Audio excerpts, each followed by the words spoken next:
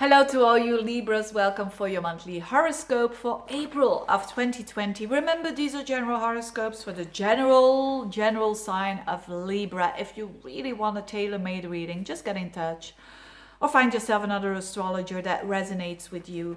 But let's have a look at what is happening, during the month of April. Now, not that much. I mean, it's been a couple of months where lots of retrogrades and things were happening, but now April is quite a positive month, and especially for the Librans, because there are three things happening that are quite okay for the Librans. So let's have a look. I don't want to make those videos too long, precise and concise. So three things that I'm going to talk about is the Venus. Your ruler is doing lots of important stuff. Second, this is a Uranian month, the planet Uranus. It's an outer planet and it's activated a lot. So Uranian ride for the month of April. And third, Mars and Saturn in Aquarius. What does it mean for you in particular? So let's get started with the good news. Venus in Gemini, it's a fellow air sign. You are air and Gemini is air as well. So when you're going to have Venus in a fellow air sign, this is good for you, especially for you, because it's in a very, normally Venus is like 3 weeks, 4 weeks in a sign. And now it's going to be like 4 months from the 3rd of April up until the 7th of August is going to be in your 9th house of Gemini. And that is extremely long.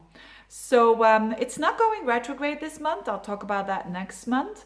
But it's going very fast in your 9th house. That could be tons of things, but the more key things are like travel, cultural activities. Travel, cultural activities, falling in love abroad or with someone from abroad. When you are single, this is an amazing time to connect with people from other countries, people that are really far away from you. This could be a very significant relationship, a love relationship with someone someone from abroad, and that really is getting form here. And there's going to be some sort of a reassessment going on of having, assessing, is this good, is this not so good. Very good for love relationships, having Venus in the 9th house for sure. And it could also mean an internet connection that becomes reality now, and that you're really dealing with a very optimistic and a very beautiful and romantic perspective when it comes to love. That's Venus in the 9th house. Can also mean studying. So there's a lot of studying being there, and you love what you study with Venus there. Could also mean publishing, but for that, the best timing is when Venus goes direct again. That would be at the end of June. So when you are publishing something, or a YouTube channel, or a blog, or whatever, the 9th house has to do with bigger platforms, with people from all over the world. So it's a good time to spend when you're thinking about that, to assessing this, how you're going to do it, how you're going to love it. It's in Gemini after all, and that has to do with communication. So when Venus goes in our horoscope, it shows where we find enjoyment. And you are going to find enjoyment in all these things that I just said, like connection with foreigners, connection with international connections, could also mean for your work. But also studying, traveling, and all these things that I just said. So that's very enjoyable energy for you, and especially the first week of this month, as this Venus trines Mars in the 5th house. So for romance, when you are single, this is really, really interesting. It's very passionate, it's very active as well, having Mars in your 5th house with Saturn, the planet of seriousness. So you could attract someone who's having the qualities of Mars Saturn, who is working hard, who is a bit authoritarian, though that could be the case as well, but who's working hard, who wants to take the necessary steps to climb the ladder, so to speak, and who is a bit out of the ordinary because it's in Aquarius. And then the only thing that I see is a bit clashing here of energies is the same Mars Saturn with Uranus, and that's happening in your 5th house of not only love, but also creativity, also children, clashing with the eighth house, which is shared finances, Uranus there.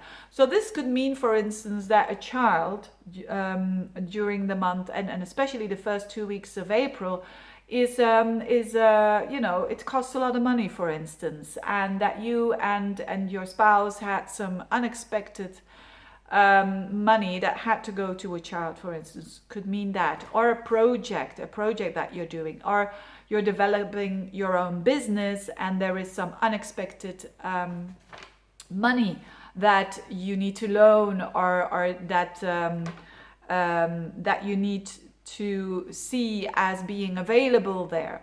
So whatever it is, it has to do with money, and it has to do with your self-expression, or it has to do with psychology and self-expression, because the eighth house is also a very deep psychological house of understanding and going through fears. So you could be going through the fear of meeting someone new, for instance.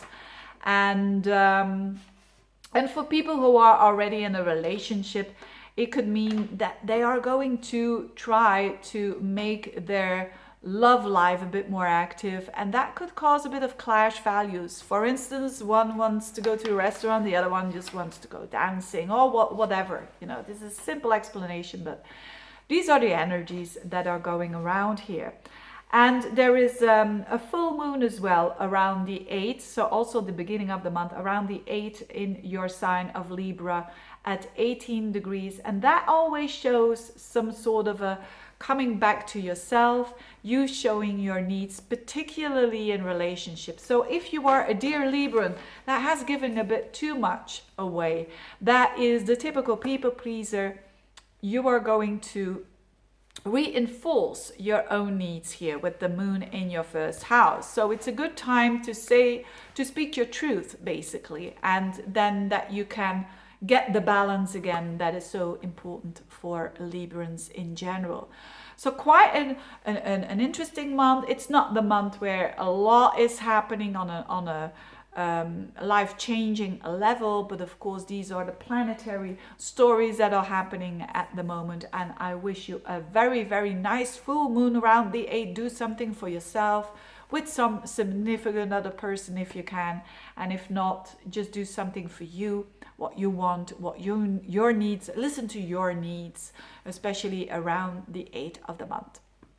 Thank you so much for watching, and see you next time. Bye bye.